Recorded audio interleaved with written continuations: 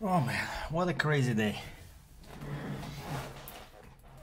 Howdy, today's May 10th,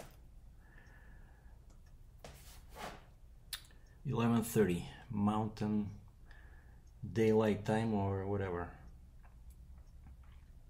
I couldn't sleep very well because yesterday I decided I wanted to do it for a long time, and I started, well, this is my second time. First time I was bidding at an auction online. I was trying to buy a flatbed trailer, but I chickened out when the price went to like 10 grand. I said no, that's it.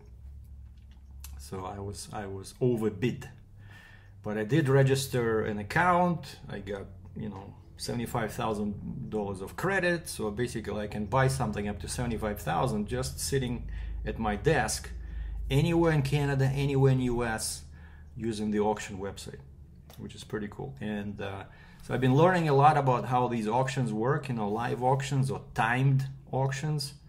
It's pretty cool. So, and yesterday, for some reason, I started looking, like there's a huge auction in Toronto, right, going on right now. So I started looking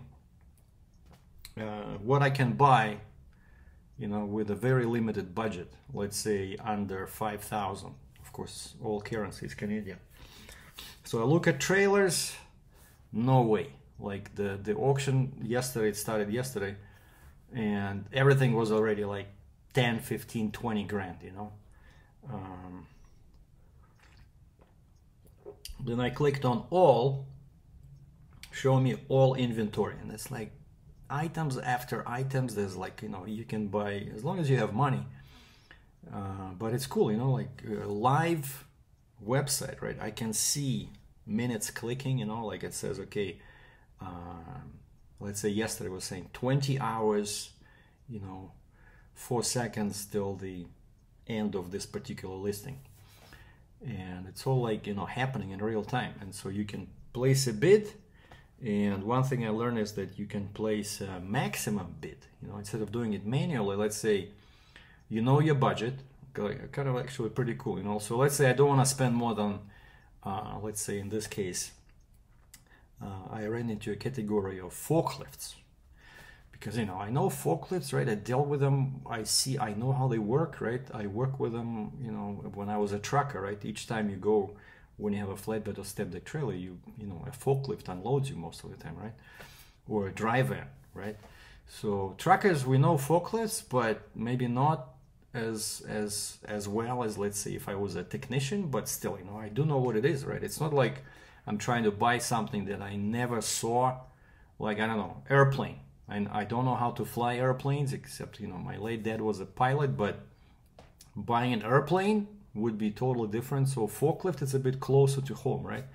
And so yesterday I found this cute looking forklift, and the price was, the current bid was like 1,700 bucks.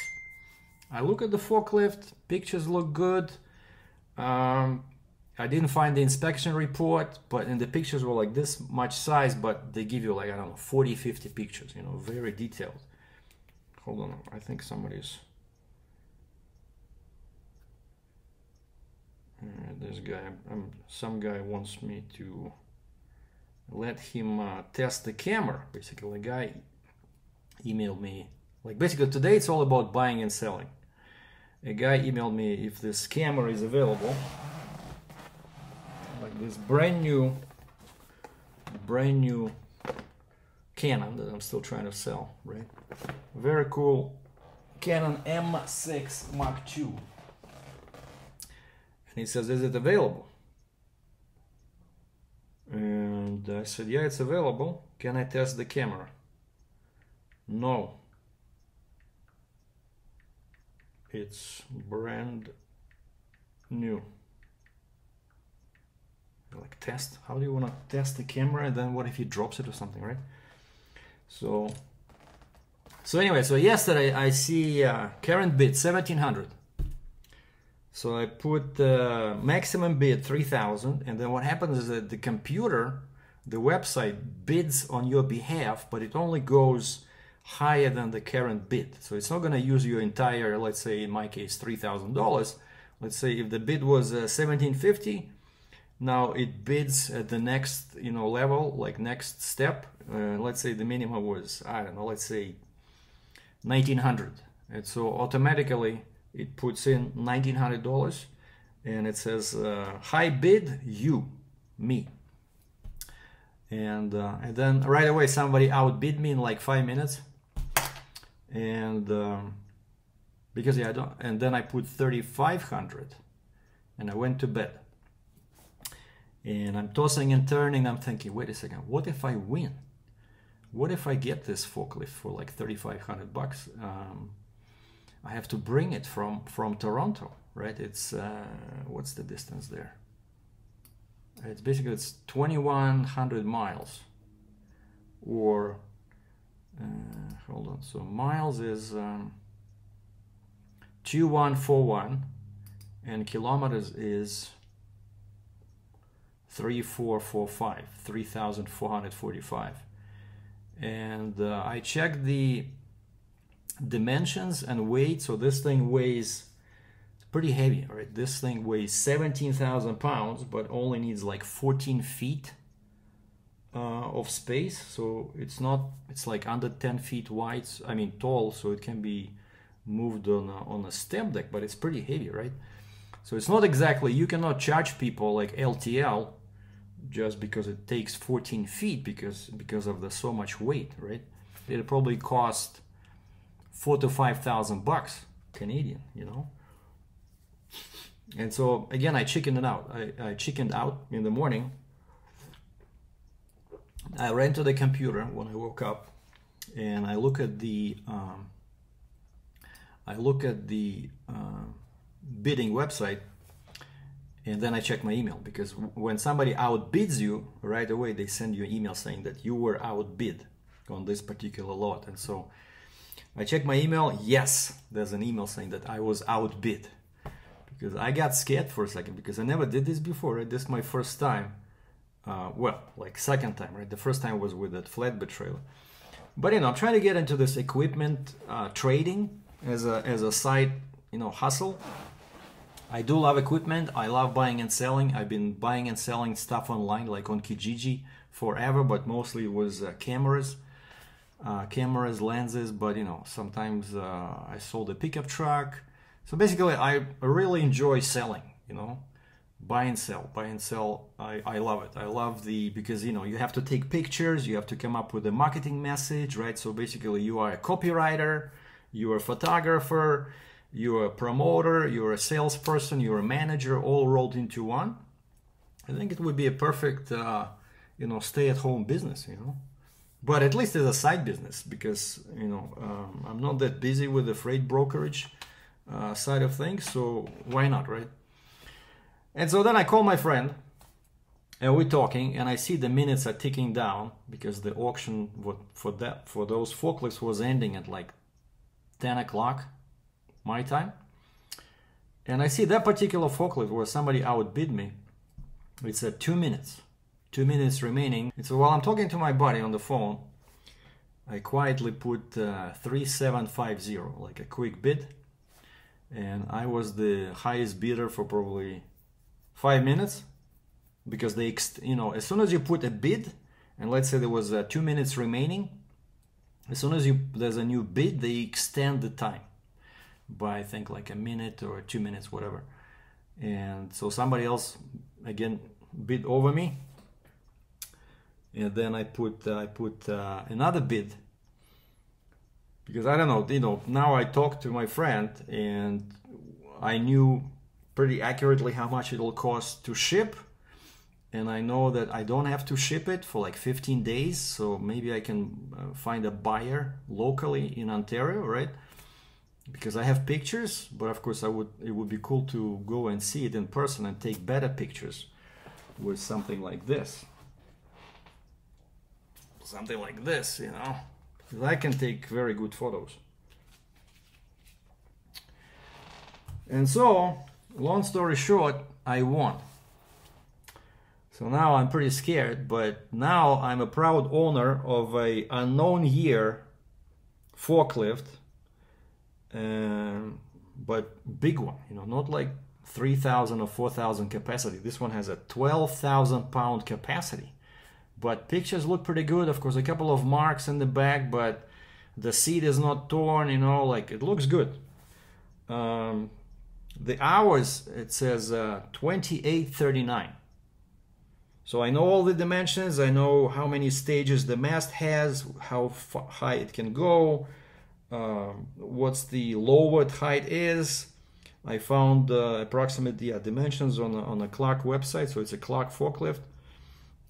I know the type of tires, so it's not pneumatic, it's cushion tire, so it means, you know, it's not afraid of any nails or something, right?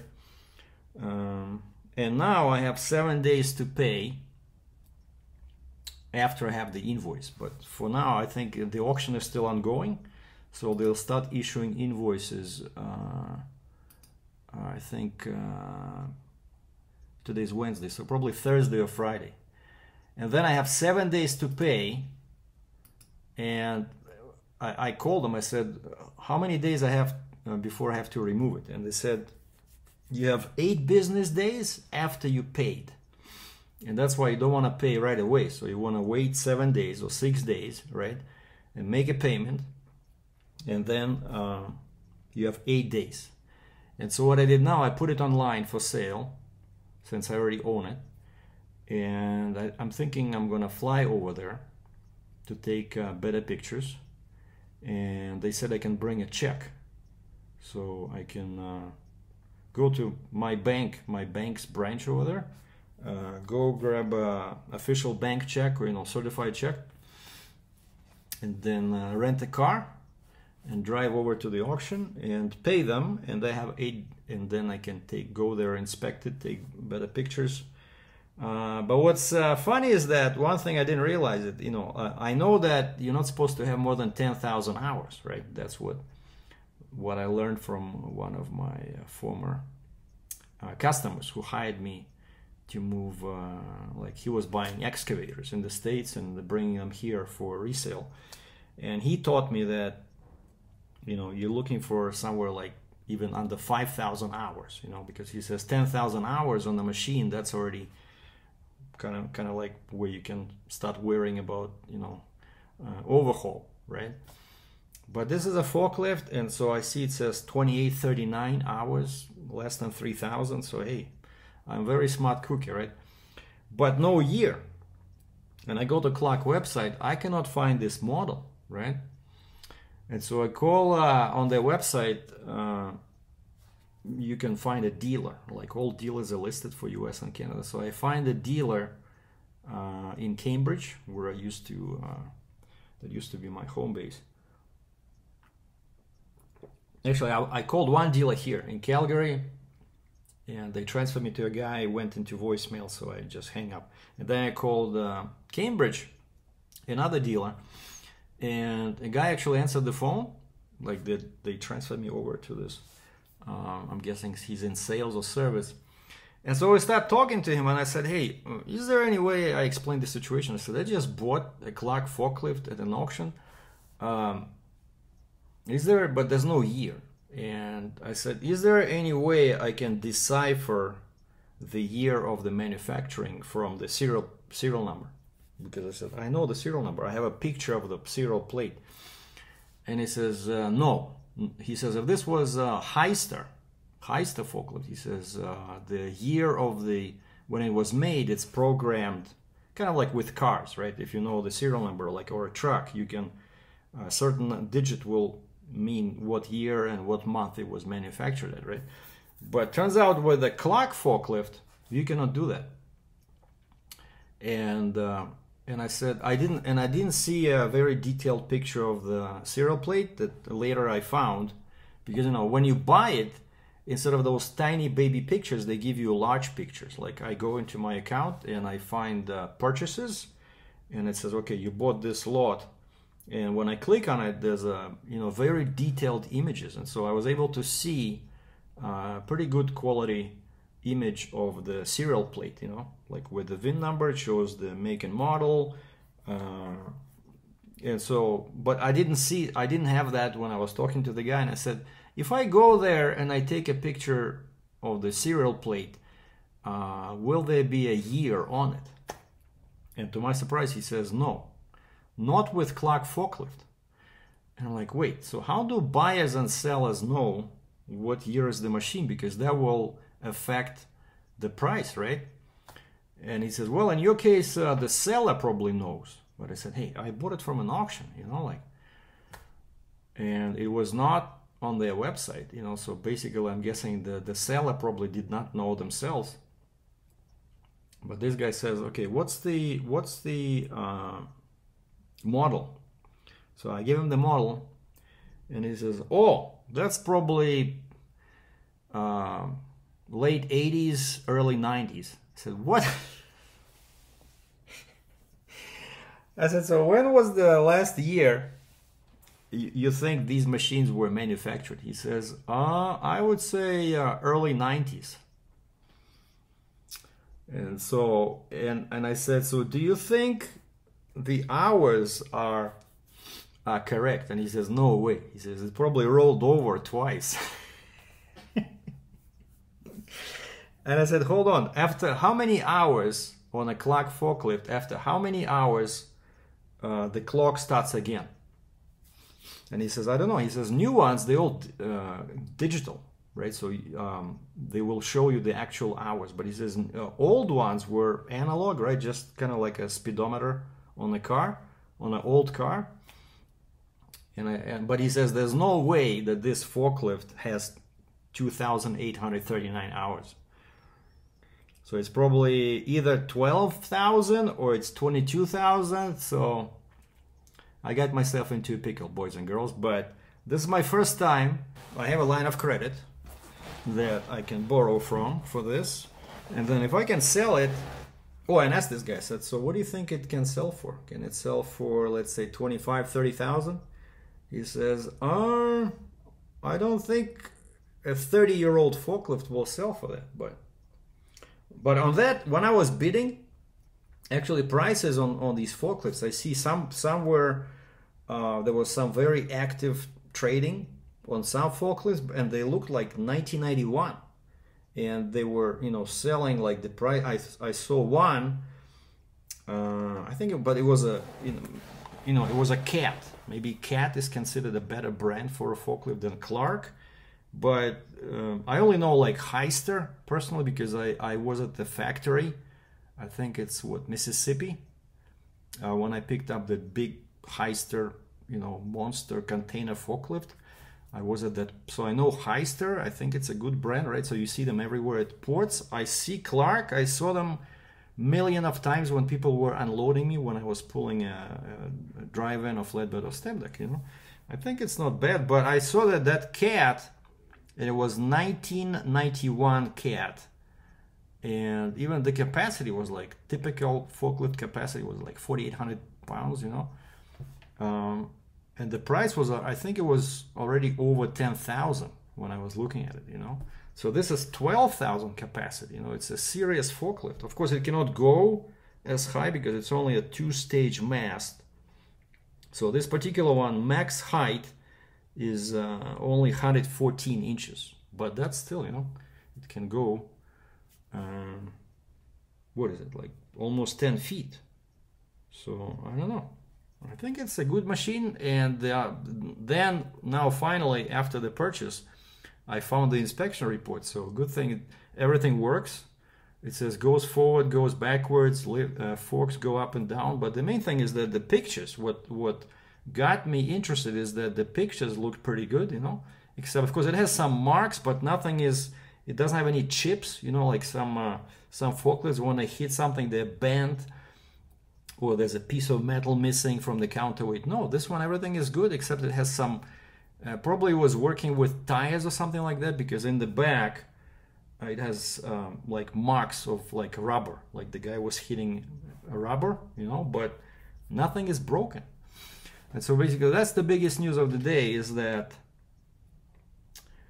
I started a little side hustle as an equipment trader, and now I'm a proud owner of a Clark massive forklift. So the weight is 16,881. I'm assuming, because that's I couldn't find dimensions and weight for this particular model because it's old, right? But I found this new one. Now they called 50. Now they clock new models. They only use 2 digits. Like 55 is one of these heavy duty forklifts. So the new model clock 55 has the same capacity, 12,000 pounds. And so I downloaded the booklet for that particular model, and they look pretty similar. And so I know that it's 160 inches long, 55 inches wide, 90 inches tall. Maybe I should add a bit more. Yeah, maybe because there's it's an open cab, but it has that protector, like a little roof. So maybe add another foot. So let's say 100 feet, 100 inches tall. But still, you know, this can go even on a forklift, on a flatbed. Doesn't have to be a step deck, you know, right? Because 8 feet is 96, so a typical flatbed can take something 8 foot tall. But that's why I want to be there, right? Before shipping, I really want to go there and take better quality photos. And so I didn't think about this, but my friend suggested, he says, you probably should fly there or drive, you know. And we started comparing ideas, like throwing ideas around. Shall I fly or shall I drive over there? So maybe I should drive in my Hellcat, you know. But it's 3,445 kilometers, or 2,141 miles going through Canada, you know, going through Saskatchewan, Manitoba, Northern Ontario. Like, it would be an awesome trip, except that, okay, it's easier for me to deal with kilometers, except I know my car, if I put it into econo mode and just use the black key, I know, based from experience, that I would burn at least 12 liters of gas, and I need 91 gas.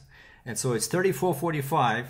So we do is we take, let's say 34, that's how many hundreds of kilometers are in there, and we multiply times 12 liters, right? So that's 408. So let's say 410 liters times, I think over here now it's like $1.70.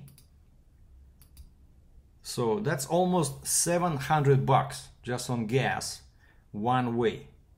So times 2 is $1,400. And of course I will add a lot of miles or kilometers to my Hellcat, which I don't want to do, right? So it's very expensive in terms of gas to go on such a long trip. And then if I'm driving, of course, it's, you know, 2,100 miles or 3,500 kilometers. I cannot do it in one day. So that means that I will have to stop at least 3 times probably for a hotel, right? Both ways. So let's say I get lucky and it's $100 Canadian. So let's say 300 one way and 300 the other way. So $600. So that'll be 2,000. $2,000 for gas and hotels both ways. Again, Canadian, right? So now if I fly, I was able to find Calgary to Toronto economy. The cheapest flight is round trip. Come on, it's thinking. Okay, the cheapest flight is $335 Canadian round trip. You know, and this non-stop, and one leaves at 6 a.m. man, and only 3 hours 50 minutes. So basically 4 hours and you're there. So I don't have to pay for a hotel, right, on the way there. So it's definitely cheaper, and so I can fly over there, and then I can just, you know, rent a car and spend some time at my old stomping ground, or stomping grounds, in Cambridge, Ontario, and go check out this forklift, take pictures. But I already put it online for sale without the price, and see if there's any interest, you know. So now it's on my website over here. 2 people looked at it, 2 views. and it's still on the first page. Now, speaking about selling, I was supposed to get the guy, one guy is from Edmonton, wanted to buy my Z9 camera, mint condition, less than 1,000 shutter actuations. And he said he has a buddy who lives in Calgary who can come and inspect it on his behalf, and then he will pay me by e-transfer, like basically transfer to my personal account. And then I had another guy coming from Ottawa, Ontario. I think he was coming on business here to Calgary, flying in. And he was saying that his plane lands at like 10 o'clock at the Calgary airport here, and he wanted to buy my camera. But one big thing was happening with Nikon recently, and everybody got really excited that they announced about 10 days ago, they announced a new model of camera called Z or Z8. So it looks exactly like this, except it doesn't have the grip. So same camera, same sensor, same focusing system, except they cut off this piece here. So they made it smaller, right? Same in the back. And honestly, one of the reasons I want to sell it, well, first off, you know, I need to improve my cash flow, right? As since my income is pretty low.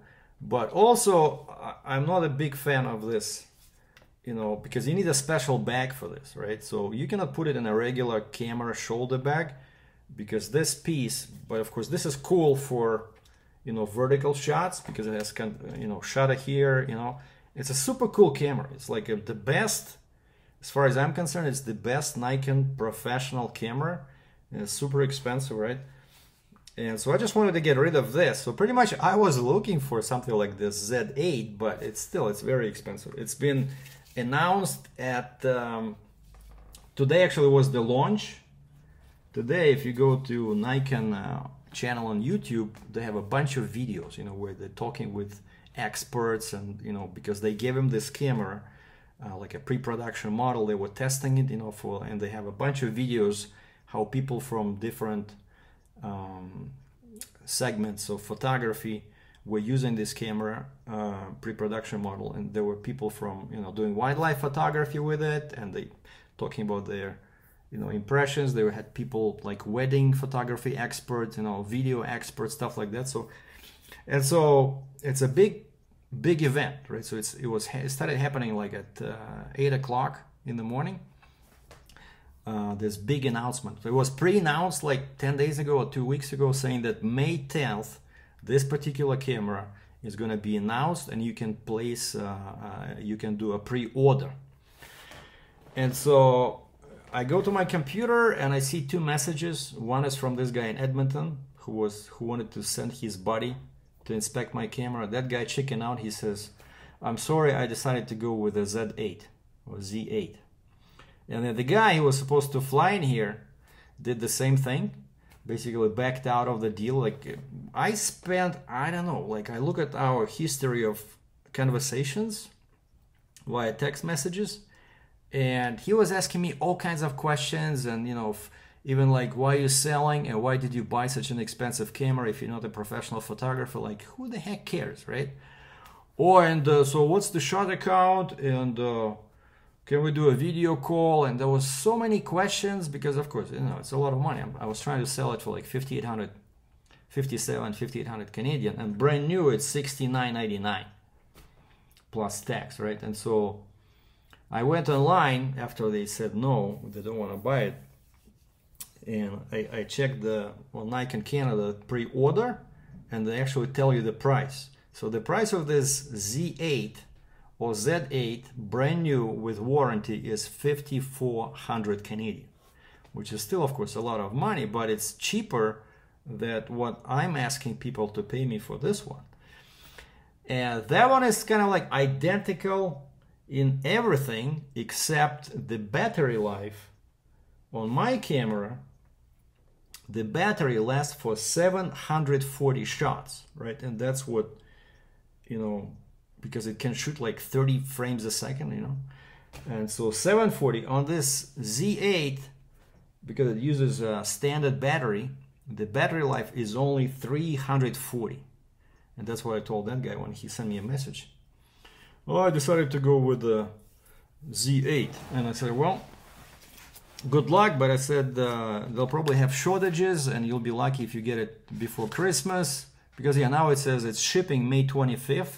But you know, it's a brand new camera, right? So they might have some quality issues, but everybody's gonna jump in and start ordering. So I don't think they'll get it right away. But so I lost two buyers.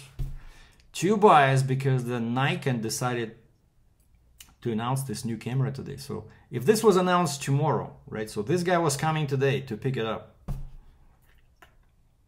No, actually it was announced before, but they did not see the camera. They did not see these videos, right? And this guy says, oh, I was just watching this live launch on YouTube, you know, like a Nikon video, and I decided to go with that one. Oh, man. But in other news, I decided to finally upgrade my YouTube main camera. So this is, of course, Hero 9 Black, and I just placed an order yesterday for Hero 10. I decided not to go with the 11 because 10 and 11 are very similar, but between 9 and 10 there's a big difference because model 10 is using a new bigger sensor. So if this one can take pictures 20 megapixels, the new one can do 22, the 10. And also it can do, like this one can do up to 5K video. The new one can do some crazy, I think like almost like 8K, I don't know. I know my Z9 can do 8K. And so yeah, it looks like I'm not gonna be selling Z9, I'll just keep it for myself, maybe use it more for video. I haven't used it for video yet because that thing can actually do 8K and it can shoot up to 2 hours, whereas before most cameras were limited to like 29 minutes. So finally with this camera they finally increased that limit. And so yeah, Saturday, according to Amazon, I'm getting my Hero 10 on Saturday, and I think after that I'll start planning the trip to Toronto, and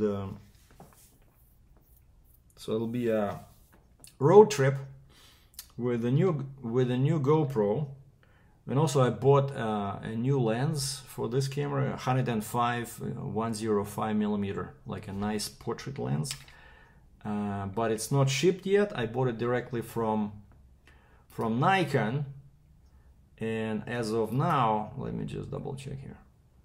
Okay, Nikon Store Canada, order confirmation, order status,